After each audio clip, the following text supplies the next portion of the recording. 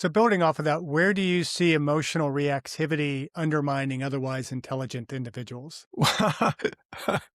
On the internet. Yeah. I mean, this is a very, very, I laugh about it. It's a very, very powerful, important topic.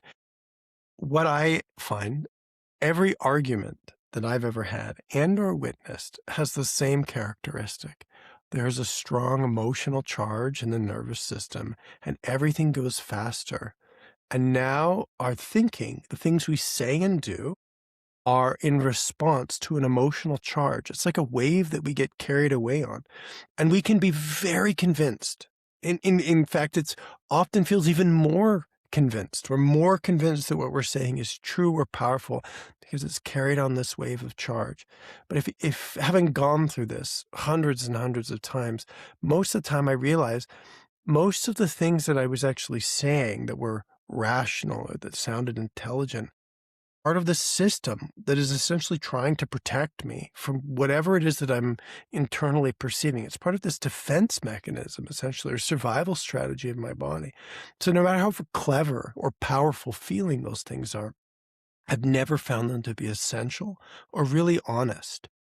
And so, my process has been, you know, I, I had an argument, I have a charged experience, some period of time goes by, and as the emotional charge dissipates, I started to realize, well, none of that was really valuable, helpful, or important. I don't want to do that.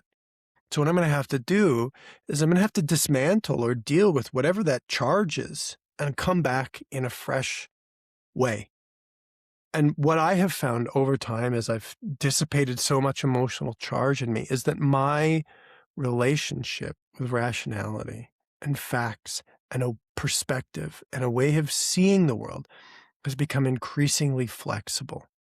My mind and my opinions, so to speak, are flexible, increasingly flexible, representing the flexibility of my whole being. And so I no longer sort of find myself with very rigid beliefs anymore. And I can't argue with people. I have a really hard time arguing with people because I can appreciate pretty much everyone's perspective. I can see where people are coming from, whether it's true or not. And in this way, I find it really hard to take fixed positions on most things.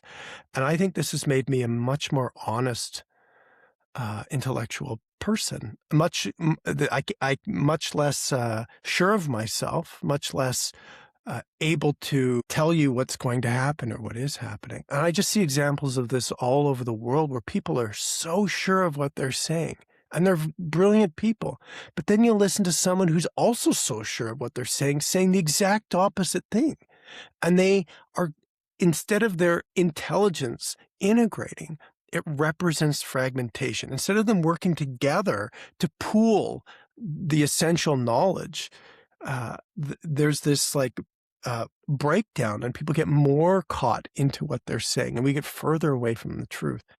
So in this way, my insight about my own integration and the way to resolve conflict within myself, now I seek to do that within the world and within relationships. My dream would be that when people have insight and intelligence capacity, it would pool rather than to fragment into these association groups. Like every major important issue essentially breaks down into some sort of conflict with two sides. And this for me is not health. It's just not health, and I can't participate in it anymore. And I'm very grateful to do that. And so I don't consider that anymore intelligent, despite the power of people's words and capacity, which I really, intelligence is, does it bring health to the system? Does it expand our pool of knowledge, or does it further fragment us? This is sort of my guiding principle. And this is in part because my mind is so much more informed, not just by rationality opinions, but what my body has to say, or what my higher senses or perception has to say about reality itself. In this case, that there's this one unifying creation that we're all experiencing, as you described, that is trying to come together. It's not trying to break down and atomize, it's trying to integrate. And so my mind has become more of a servant to that than of its own sort of separate perspective. But I that like again, I just really emphasize that happened like one breakdown after another, one dead end after another, one conflict after another, where I realized over and over and over again, this isn't working, and learned how to break down the barriers between me and the rest of life.